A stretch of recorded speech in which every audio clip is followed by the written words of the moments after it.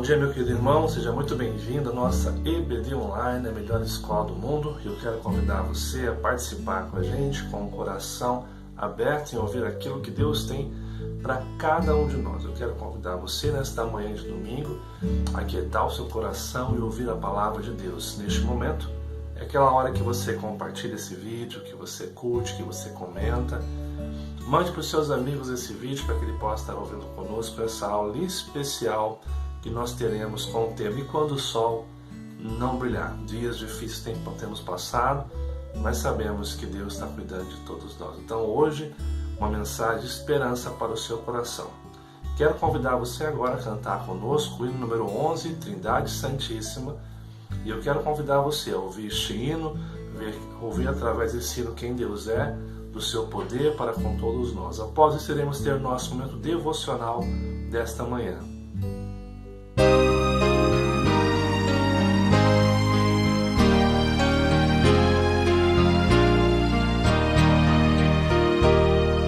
Santo, Santo, Santo, Deus onipotente, louvam nossas vozes teu nome com fervor. Santo, Santo, Santo, justo e compassivo, Deus triuno, excelso Criador. Santo, Santo, Santo, nós os pecadores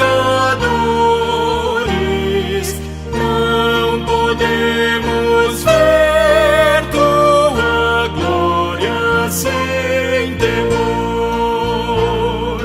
Tu somente és santo, só tu és perfeito, Deus soberano, imenso em teu amor. Santo, Santo, Santo, todos os remidos, juntos com os anjos, proclamam teu louvor. Antes de formar-se o firmamente a terra, eras e sempre és e has de ser, Senhor.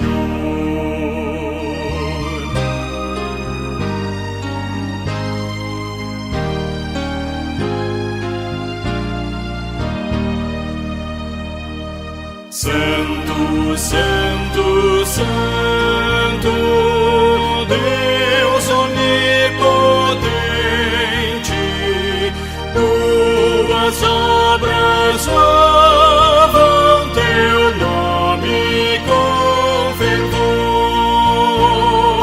Santo, Santo, Santo, justo e compassivo,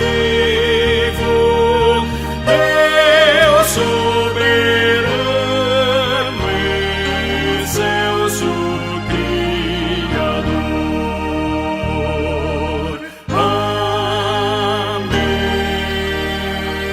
Amém. Bem, amados irmãos, hino muito lindo. Eu quero convidar você agora então para o momento devocional, que é esse tempo que nós preparamos o nosso coração para ouvir a Deus, para ouvir aquilo que Deus tem para cada um de nós. Eu quero convidar você agora, neste momento, a abrir sua Bíblia em 1 Coríntios capítulo 10, apenas um verso, o verso 13. Primeira carta de Paulo aos Coríntios, capítulo 10, verso 13. Assim nos diz o texto da palavra de Deus: Não vos sobreveio tentação que não fosse humana, mas Deus é fiel e não permitirá que sejais tentados além das vossas forças. Pelo contrário, juntamente com a tentação, vos proverá livramento, de sorte que a possais suportar. texto da palavra de Deus aqui, texto inspirado, vai nos lembrar que Deus é aquele que está cuidando de nós, mesmo quando nós passamos por dificuldades e lutas. O mesmo Deus que permite a tribulação em nossa vida é o Deus que nos provê os recursos para que nós possamos suportar. Mesmo que no momento da dor, da crise, a gente acha que não tenhamos condições de superar ou de passar, ou parece muitas vezes a ideia de que é o fim do mundo aquilo que nós passamos. Mas a palavra de Deus nos garante que Deus, o Supremo Pastor, Ele nos dá o escape necessário para vivermos na dimensão do Reino de Deus, para vivermos a vontade de Deus de forma plena, de forma perfeita, conforme Ele deseja para cada um de nós. Que nesta manhã de domingo você possa ter o seu coração acalmado pela palavra de Deus, ao ouvir esse tema e quando o sol não brilhar. Eu quero convidar você neste momento a orar comigo, colocando a sua vida diante de Deus para que Deus possa estar falando e abençoando todos nós. Amado e bondoso Deus, muito obrigado por esta manhã de domingo. Obrigado por esse dia que o Senhor nos permitiu, mais um dia de vida, para estarmos diante do Senhor e ouvir a Tua palavra.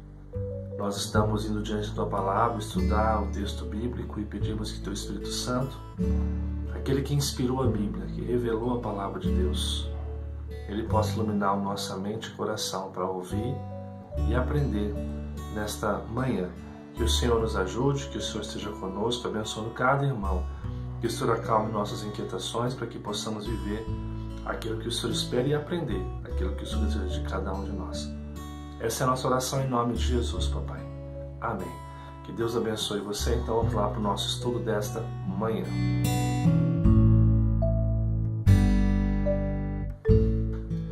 Bem, amados irmãos, estamos aqui então para estudar a palavra de Deus essa manhã. Eu quero convidar você a, de fato, preparar seu coração para esse tema que nós vamos trabalhar nesta manhã. Esse tema que tem como objetivo principal acalmar o nosso coração e nos fazer perceber aquilo que Deus tem para cada um de nós esses dias tão difíceis. O tema que nós vamos tratar vai aparecer agora na sua tela. E quando o sol não brilhar. Quando nós falamos sobre esse tema, e quando o sol não brilhar, nós temos no nosso coração a ideia, o objetivo de repensar seriamente sobre a fé cristã, diante de tudo aquilo que nós temos vivenciado nesses dias, de forma mundial, de forma nosso país, de forma pessoal, nos ambientes que a gente convive. Olha só essa imagem. Quando nós olhamos para o nosso Brasil hoje, e até para o mundo de forma geral, o que nós encontramos? Violência, enfermidades, corrupções, um Brasil que está repartido em dois partidos e uma iminente guerra civil, como alguns preveem aí, né? Fome no Brasil, choros, muitas situações agravantes, e parece-nos que o sol não está brilhando nesses dias. Quando a gente olha para o horizonte mundialmente, o horizonte de forma no nosso Brasil, nos dá a impressão que tudo está cinza, um cinza degradê, que não há esperança, que não há nenhuma possibilidade de mudança, né? Muitas pessoas perderam a esperança de uma mudança de forma geral no nosso mundo, nas circunstâncias que a gente vive, né? Quando o sol não brilhar, uma das perguntas que surgem para mim e para você é essa daqui: quem pode nos ouvir? A gente começa a buscar em outros lugares uma satisfação, uma segurança que como cristão deveríamos ter em Deus. E isso é perfeitamente normal, tendo em vista as situações que nós enfrentamos no nosso dia a dia. O grande problema aqui é que começamos a nos render aos ídolos atuais. A gente começa a acreditar que simplesmente a oração, o joelho no chão, não é suficiente para que a gente possa ter uma mudança significativa da nossa vida. Inconscientemente, a gente começa a depositar em outros ídolos, em outras coisas, aquilo que só Deus pode fazer. Alguns exemplos que eu trago aqui. Primeiro, um ídolo político. A gente acredita que um candidato, que um partido, que uma pessoa, ela vai ser o salvador da pátria, ela vai ser aquele que vai mudar todas as coisas, e a história nos mostrou que isso não é verdade. Aliás, todos os movimentos políticos que adentraram a história com promessas de mudança, com críticas ao antigo governo, se tornaram piores depois de 20 anos. Isso é cíclico. Ou seja, nós não podemos depositar no homem, em partidos, em ideologias, uma esperança que é falsa, uma esperança que não tem a sustentabilidade da verdade.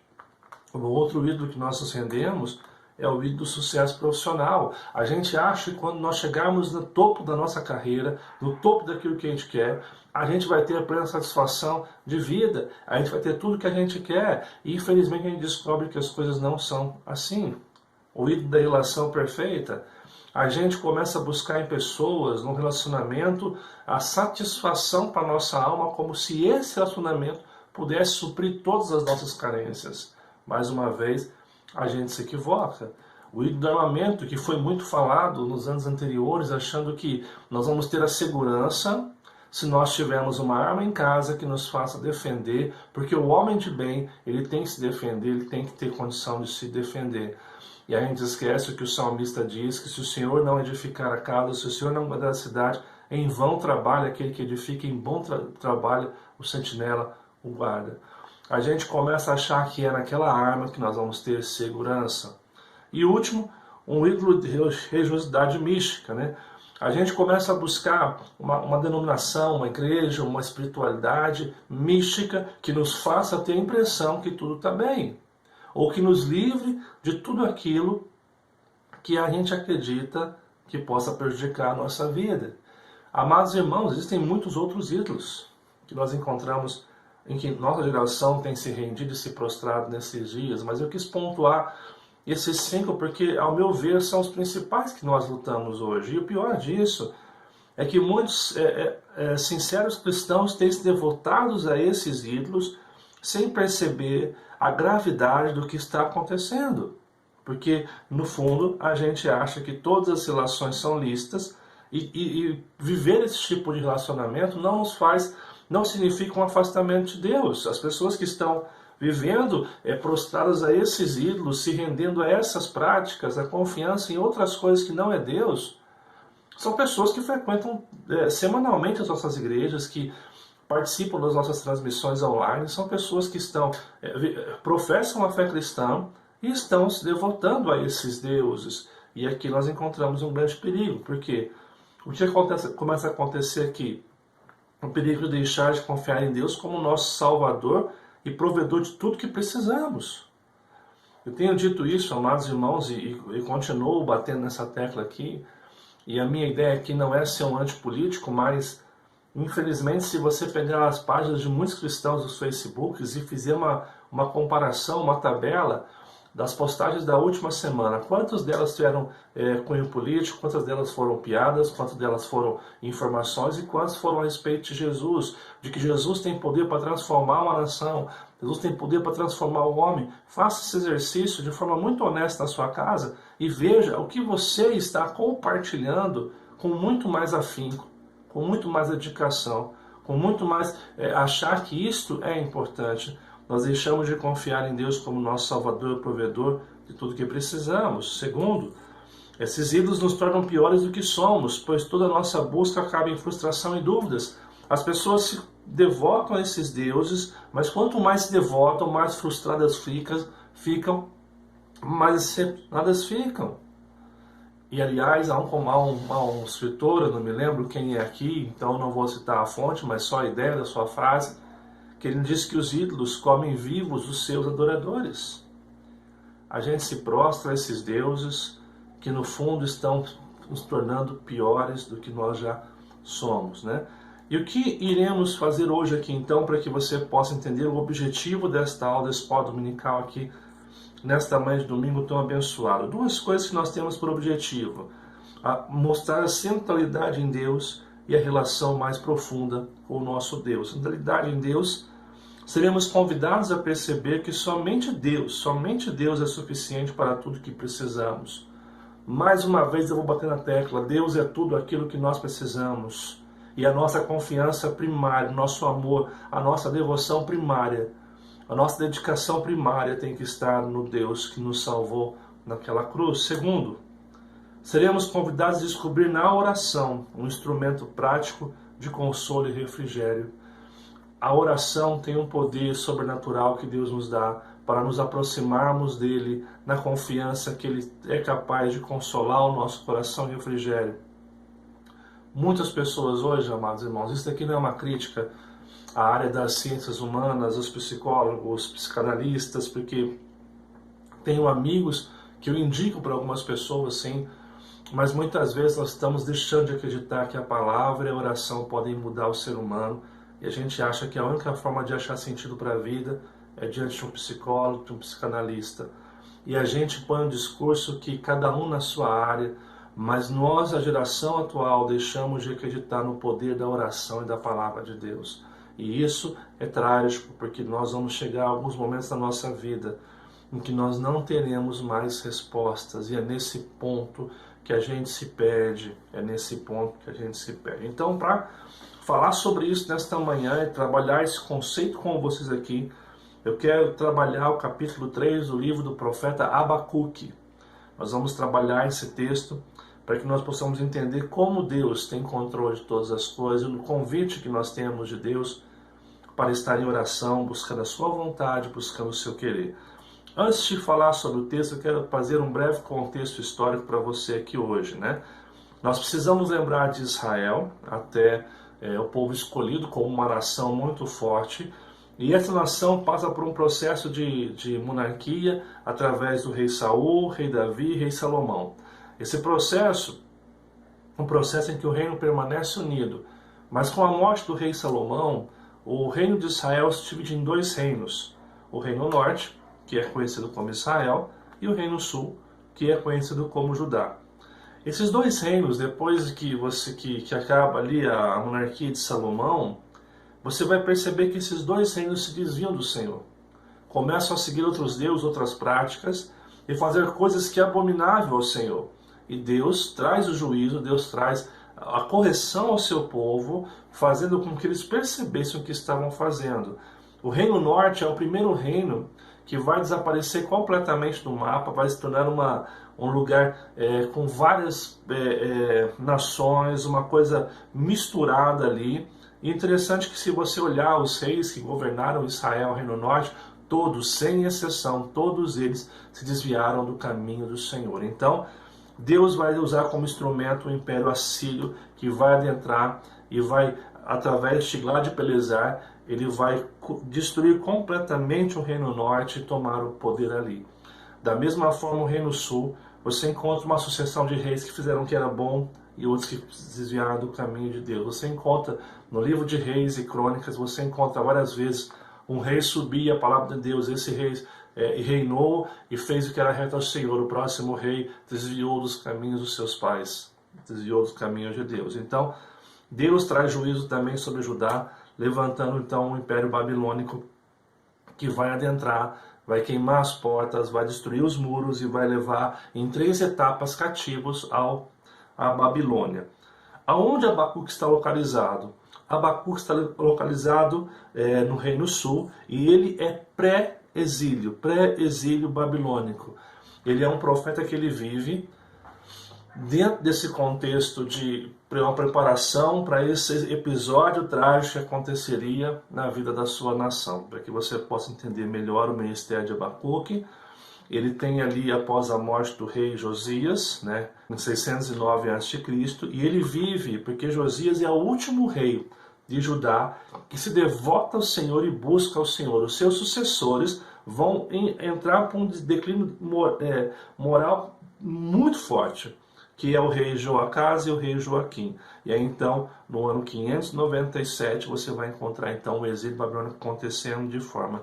É nesse momento de declínio moral, onde as pessoas se desviaram de Deus, onde a injustiça prevalecia, onde as pessoas acreditavam que outras coisas poderiam dar segurança, assim como nós estamos vivendo hoje, é nesse contexto que o profeta Abacuque ele desenvolve o seu ministério. Deixa eu passar rapidamente aqui então um panorama do livro para que você venha entender, para que a gente possa ter uma base para chegar então no capítulo 3, que é o nosso objeto hoje aqui de estudo aqui, ok? Vamos lá então, amados. Primeiro, Abacuque questiona a justiça divina. Quando você lê o capítulo 1 de Abacuque, dos versos 1 até o verso 4, você vai encontrar o quê? Abacuque questionando por que Deus não faz alguma coisa, tendo em vista o declínio que estava na cidade, a injustiça, a prática da idolatria, tantas coisas acontecendo. O profeta se coloca diante de Deus para dizer: Deus, intervenha na história, porque nós precisamos que o Senhor intervenha na história. Quando você olha o capítulo 1, verso 5 até o verso 11, Deus fará justiça por meio dos babilônicos. Deus diz: eu vou adentrar, eu vou fazer justiça, mas o meu meio de fazer justiça será usando a Babilônia. Deus fala e deixa claro que o Império Babilônico que viria levar cativo seria a vara de correção que Deus estaria usando contra o seu povo. Então aqui, deixa eu fazer um adendo aqui para você, que muitas vezes endemoniza outras nações, outras pessoas, mas muitas vezes as situações que nós enfrentamos, inclusive essa pandemia que nós estamos vivenciando ainda hoje, né? Muitas vezes nós temos que ter a consciência que isso tudo que nós estamos enfrentando não é a vara de correção do Senhor, porque chega alguns momentos que Deus olha para a situação do homem, a depravação moral, o coração voltado para outros, ídolos para outros deuses, e muitas vezes o seu próprio povo se desviando dos seus caminhos. Então Deus sim, Deus traz e trata com o seu povo, mas Deus faz isso para salvar o seu povo, para que o seu povo não se perca.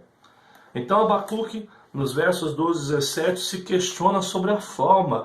Abacuque, ele quer que Deus trabalhe, ele quer que Deus faça algo sobre a nação, que Deus intervenha, mas ele fica talvez indignado porque Deus está usando Babilônia, porque a Babilônia, naquele contexto, era uma nação profundamente cruel, violenta, era um povo que não servia a Deus, um povo ímpio. Então Abacuque não compreende porque Deus vai tratar com seu povo usando um povo pior do que o povo de Deus. E aí começa então um diálogo muito interessante que você vai encontrar então no capítulo 2. Olha só que nós encontramos os versos 1 ao 5. Abacuque espera a resposta divina. Olha só que interessante, eu estou abrindo aqui para que a gente já possa acompanhar algumas coisas interessantes. Olha o que ele fala no verso 2. Ele diz o seguinte, antes olha só o que fala no verso 1. Por-me-ei na minha torre de vigia, colocar-me-ei sobre a fortaleza e vigiarei para ver o que o meu Deus dirá e que resposta eu terei à minha queixa. Ele faz uma queixa, como o Senhor, no capítulo 1, como o Senhor vai usar a Babilônia. Então ele se assenta e espera que Deus fale. Aí no verso 2, Deus pede para que ele registre a próxima geração que vai vir. Olha só, o Senhor me respondeu e disse: escreve a visão, grava sobre tábuas, para que eu possa ler até quem passa, para que possa ler até quem passa correndo. Ou seja, a ideia é que ele escrevesse o que Deus estava revelando para que a próxima geração, para que aqueles que passassem pelo cativeiro babilônico se lembrassem do motivo porque eles estavam ali. Ou seja, o livro de Abacuque também é importante que você vê que é um livro de diálogos entre o profeta e Deus. No verso 3, Jesus diz que virá em breve tempo, ou seja, o castigo, a vara de correção estará para vir, é o que ele fala no verso 3, porque a visão ainda está para cumprir-se no tempo determinado, mas se apressa para o fim não falhará. Se tardar, espera, porque certamente virá e não tardará. O verso 4, Deus fala que o fiel será preservado da destruição. Preste bem atenção. Eis o soberbo, sua alma não é reta nele, mas o justo viverá pela sua fé. Ou seja, aquele que crê em Deus, que se permanece fiel em Deus, ele vive pela fé dele, mesmo quando tudo está em desastre, em ruínas. E aqui é interessante porque quando nós enfrentamos as lutas e dificuldades, quando nós enfrentamos pandemias, violências, a Bíblia deixa bem claro que o justo viverá pela sua fé. Isso não significa que nós somos imunes à dor, ao sofrimento. Significa sim que Deus está preservando os seus, mesmo no meio da crise. E isso nos gera confiança em saber que Deus está cuidando de nós, mesmo quando nós enfrentamos as mais diversas crises que nós enfrentamos. E o verso 5, então, o descaso pegaria todos de surpresa. É só o que ele fala, o verso 5. Assim como o vinho enganoso, também pouco permanece o arrogante, cuja gananciosa boca se escancara como o sepulcro e é como a morte. e não se farta. Ele ajunta para si todas as nações e congrega todos os povos. Ou seja, as pessoas não estão nem aí para o que está acontecendo. As pessoas acham que viver essas práticas que estão vivendo todos os dias é algo normal. Não, Deus não se importa, então eu vou defender política, eu vou defender as minhas opiniões, eu vou defender o amor livre, o amor que de Deus que aceita tudo. Eu vou fazer negócios escuros, eu vou passar o meu irmão para trás, eu vou mentir na minha empresa, eu vou mentir para o meu filho e eu vou continuar servindo a Deus porque Deus não se importa com isso. Isso não é relevante. As pessoas estão se afundando e não percebendo que o fim virá. E quando vir, nós perecemos todos pegos de surpresa. Aí dos versos 5, do 6 até o 20, aliás, Deus diz aqui que a Babilônia seria destruída. E aqui, de forma muito sátira, Deus ele apresenta 5 ais, ou seja, um lamento ia acontecer naquele dia. Então, dos versos 6 ao 8, ele vai falar sobre a violência, dos versos 9 ao 11 sobre a ganância, dos versos 12 ao 14 sobre a opressão, dos versos 15 ao 17 sobre a crueldade, e dos versos 18 até ao 20, ele vai falar sobre a idolatria dos babilônicos e deixar bem claro que tudo isso iria acabar. Ou seja, o que ele está mostrando para Abacuque, Deus está no centro de todas as coisas. Olha só o que fala o verso 14. Pois a terra já dá conhecimento da glória do Senhor, como as águas cobrem o mar. Ou seja, aqui Deus está mostrando a Abacuque que vai corrigir o seu povo usando a Babilônia, mas no tempo oportuno a Babilônia também seria corrigida, seria castigada por conta da sua violência, da ganância, da opressão que eles viveram, da crueldade e da sua própria idolatria. A mesma vara de correção seria corrigida por Deus depois também. Deus trabalharia e mudaria também o Império Babilônico nesse sentido. Então, o que nós encontramos aqui, amados irmãos, de uma forma muito abençoadora, é um chamado ao culto. Nós encontramos, então, chegamos no capítulo 3, quando Deus chama ao culto, quando Deus convoca o seu povo à mudança, e aí então o profeta Abacuque, ao perceber o que está acontecendo na história, olhar para as nuvens cinzas e perceber que apesar delas, Deus está trabalhando, Deus não está passivo, Deus não está sentado no trono, não se importando com o seu povo. Aliás, Deus está vendo tudo o que está acontecendo e Deus trabalha, Deus corrige. E aí então o profeta Abacuque, ao olhar para esse cenário, onde ele vê a crise iminente que vai acontecer, a crise que vai chegar aqui à nação, mas e o meio pelo qual essa crise vai chegar não é um meio simplista, é um meio profundamente cruel e doloroso. Talvez a palavra cruel seja um pouco forte aqui, mas é um meio pelo qual o sofrimento virá, existirá dor, existirá consequências. E como homem, como profeta, Abacuque tem medo, tem insegurança, mas quando ele olha para a realidade, para a verdadeira história que está acontecendo, porque a história que Abacuque está vendo, da crueldade, da injustiça e da palavra de Deus que os babilônicos viriam, não é a verdadeira história.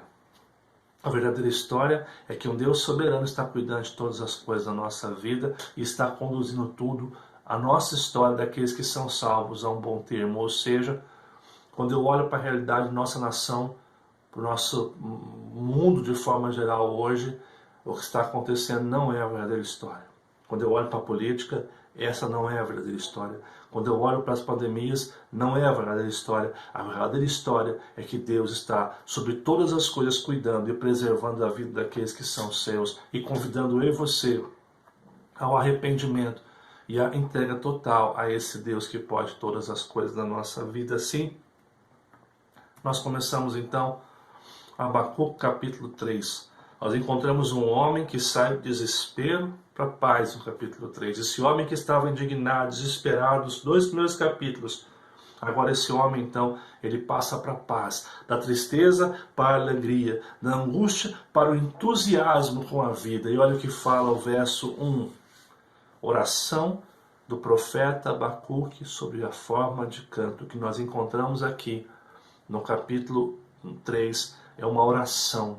É Abacuque se rendendo a Deus através da oração, dessa oração que é expressa em forma de cântico. Ou seja, você percebe esse relacionamento na confiança plena de Deus e que a oração é o instrumento que Deus nos dá para uma mudança de vida. E assim eu quero então propor para vocês o que acontece ao longo dessa oração de Abacuque nesta manhã aqui de domingo. Primeira coisa que nós encontramos aqui, um caminho de mudança. Olha o que fala o verso 2. Tenho ouvido, ó Senhor, as tuas declarações e me sinto alarmado.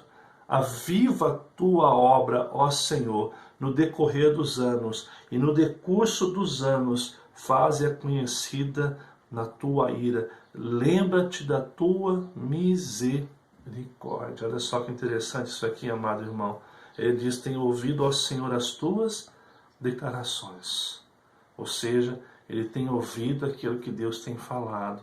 Então ele entende que essa oração é um meio pelo qual Deus está falando e que ele precisa conversar com Deus. Ele fala, e me sinto alarmado. Ou seja, Abacuque é um homem sincero. Ele é sincero em dizer, Deus, eu estou com medo do que está acontecendo. Deus, eu me sinto angustiado pelo que está acontecendo. Nós não somos fortes para aguentar tudo que acontece. A gente tem medo. E Abacuque, quando se aproxima de Deus, ele é sincero em dizer, Deus, eu estou ouvindo as tuas palavras e meu coração se sente alarmado. Qual é a promessa que ele faz? Aviva a tua obra no decorrer dos anos. Ou seja, ele demonstra confiança, sabendo que quando Deus restaurar o seu povo, quando Deus trazer de volta, reacender a chama da obra de Deus, ele demonstra que ele confia plenamente nisso, que ele confia plenamente no cuidado de Deus sobre a sua vida. Então ele termina o seu texto dizendo, e no decurso dos anos, faze-a conhecida na tua ira, lembra-te da tua misericórdia. Aqui nós encontramos uma declaração na forma de clamor. Abacuque tem medo. Abacuque se sente alarmado, preocupado, porque ele sabe que a vinda da Babilônia para corrigir o povo de Deus, Judá, não vai ser algo fácil.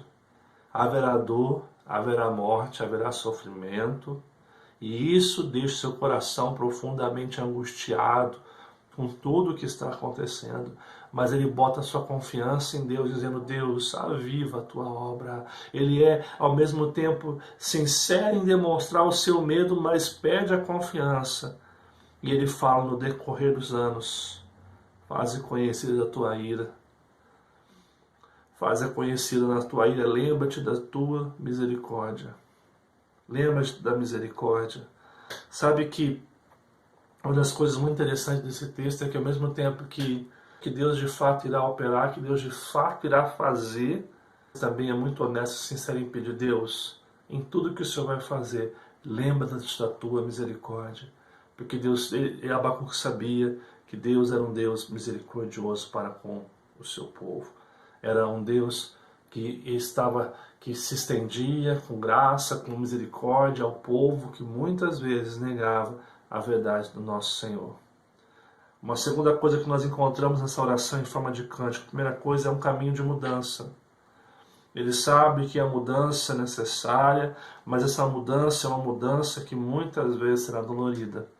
Uma segunda coisa, um reconhecimento dos feitos de Deus. Olha que fala, ele vai dos versos 3 ao verso 15, falar de todas as coisas que Deus fez ao longo da história. Ele vai lembrar o que Deus estava fazendo ao longo da história até aquele momento. Ele vai então dizer no verso 3, Deus vem de Temã, do monte Parã vem o santo, a sua glória cobre os céus e a terra se enche do seu louvor. O seu resplendor é como a luz, raios brilham da sua mão e ali está velado o seu poder. Verso 5.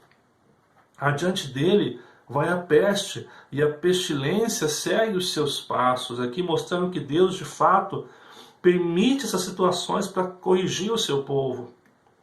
Verso 6. Ele para e faz tremer a terra, olha e sacode as nações. esmigalham-se os montes primitivos, os outeiros eternos se abalam, os caminhos de Deus são eternos. Continuamos aqui. Vejo as tendas de Cusã em aflição, os acampamentos da terra de Midian tremem. Está lembrando coisas da história aqui. Acaso é contra os rios, Senhor, que estás irado? É contra os ribeiros a tua ira, ou contra o mar o teu furor? Já que andas montado nos teus cavalos, nos teus carros de vitória. Ele continua. Tiras a descoberto o teu arco, e farta está a sua aljava de flechas. Tu fendes a terra com rios. Os montes te veem e se contorcem, passam torrentes de águas.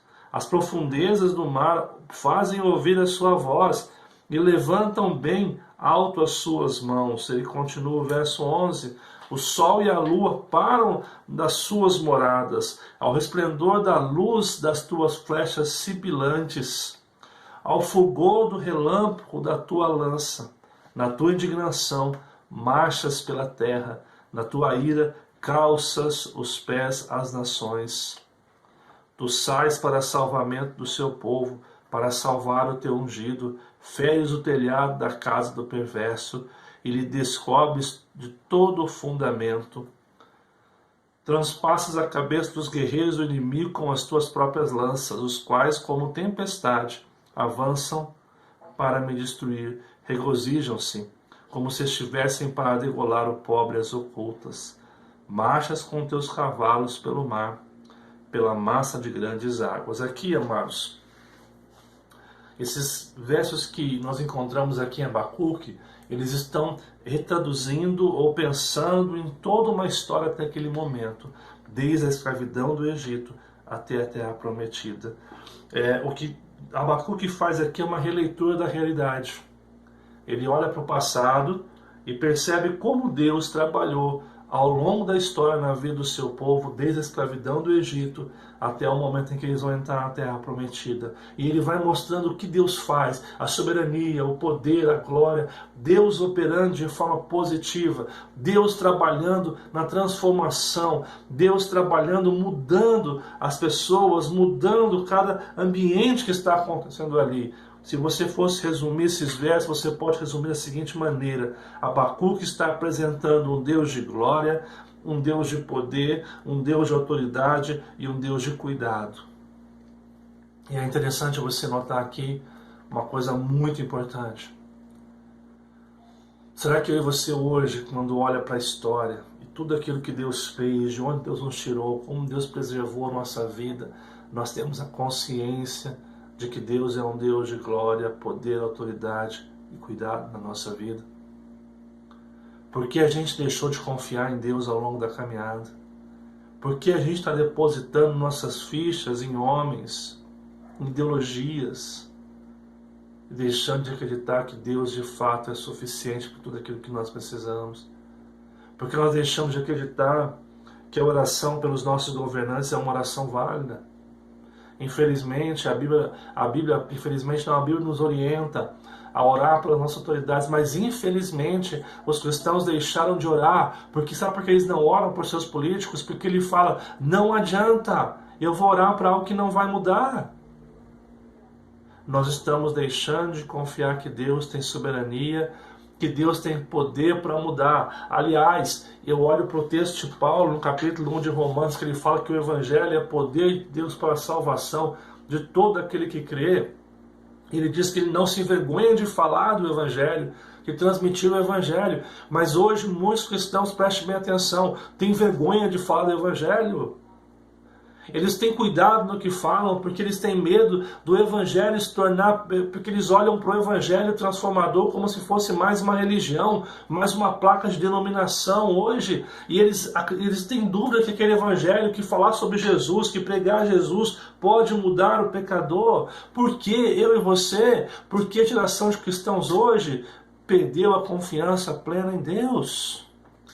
Porque a gente perdeu a confiança ao longo da caminhada de que a oração tem poder para mudar a realidade.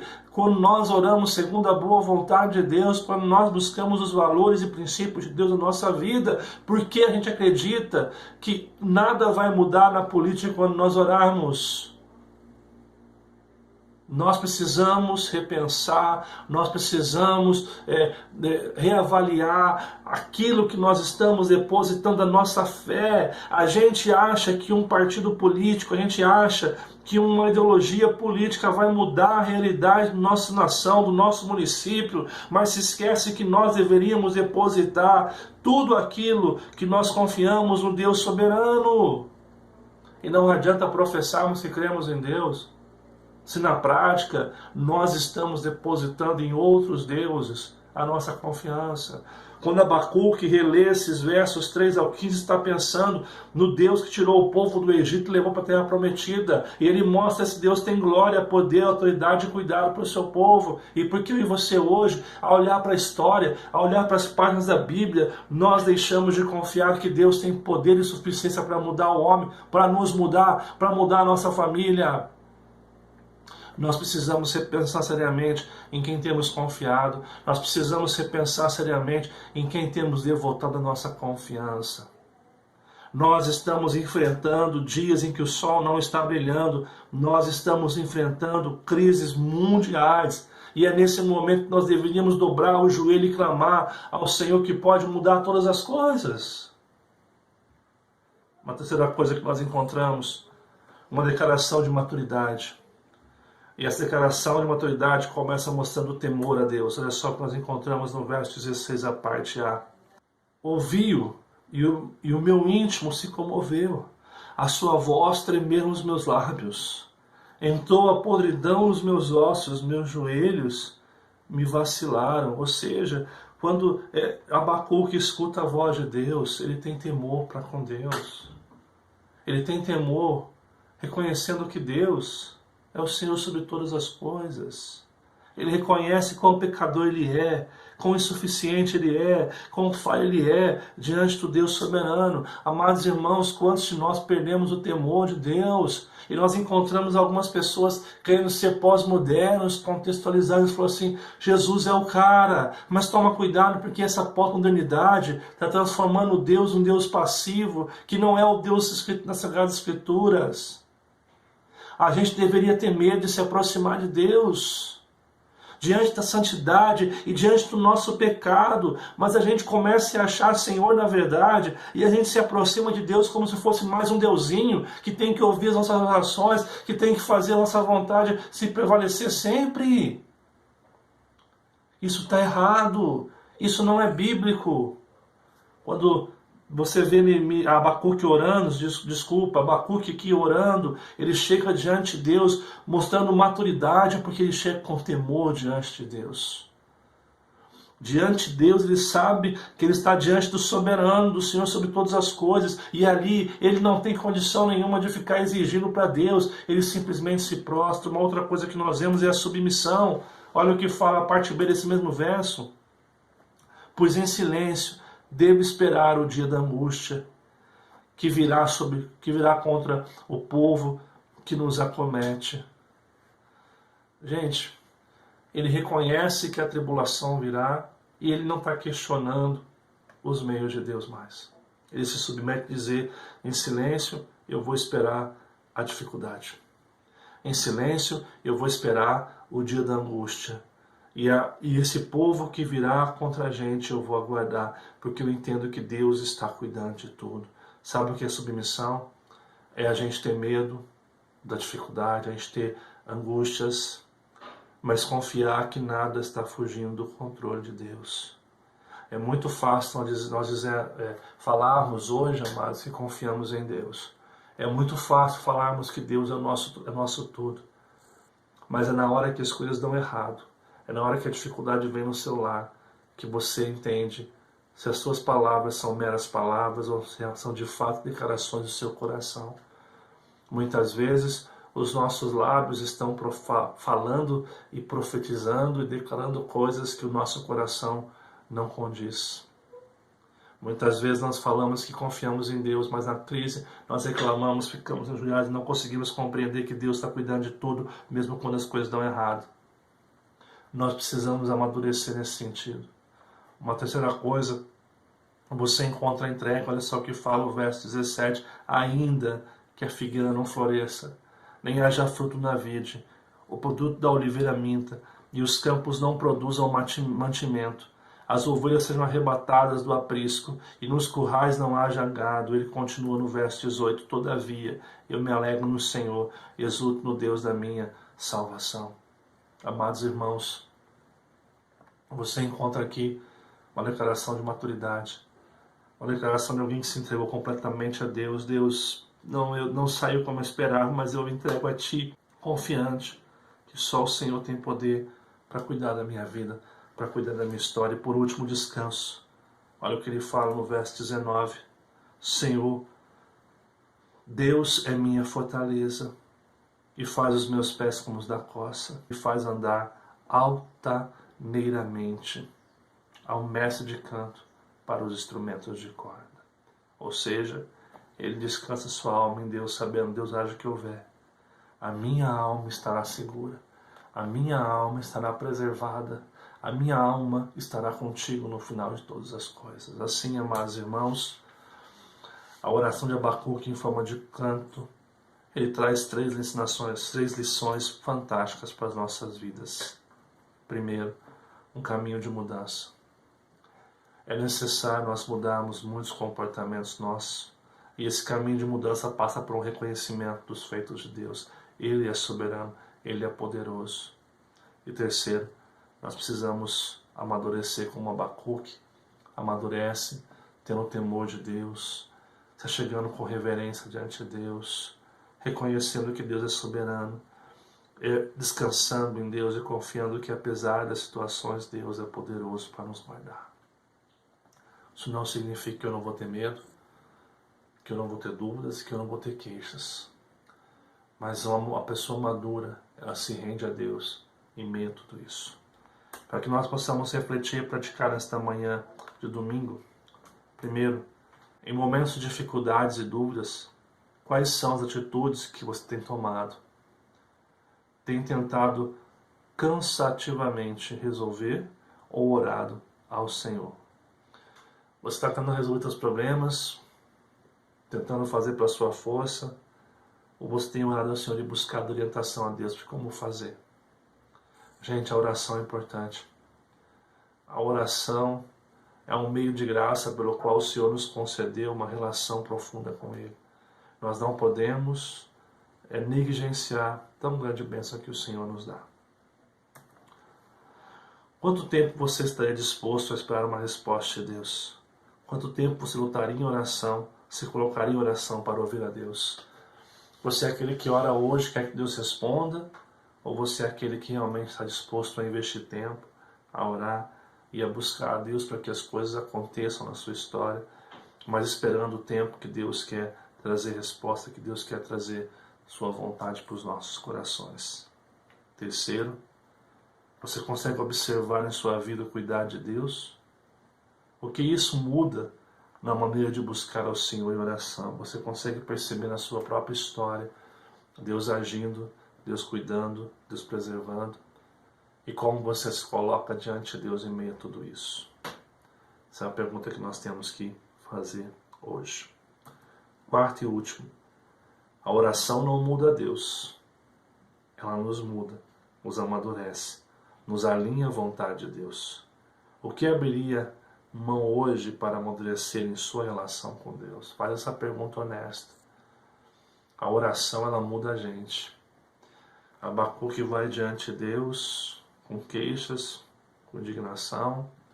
Ele olha o que Deus vai fazer e ele questiona se era o caminho correto, mas chega um momento que esse processo de oração, ele abre mão da sua razão para confiar que Deus vai cuidar, independente das circunstâncias da sua vida, independente daquilo que vem a sua história, a sua vida como um todo.